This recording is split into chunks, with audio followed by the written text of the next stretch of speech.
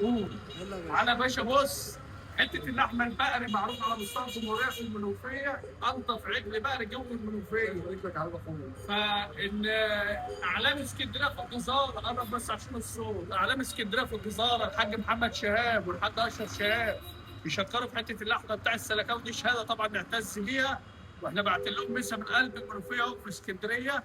طبعا شهاب مش محل جزاره، ده محل مجوهرات، الله ده اكبر. مؤسسة الجزارة ديت يا ريس. انضف ربنا حته يزيد وراكم لحمه، ويبارك لك. اعلام الجزاره في اسكندريه بيمسي يا باشا علينا، واحنا بنمسي عليهم المعلم سعيد ميمي، بيمسي على الحاج محمد شهاب والحاج اشرف شهاب والحاج سعيد حرب.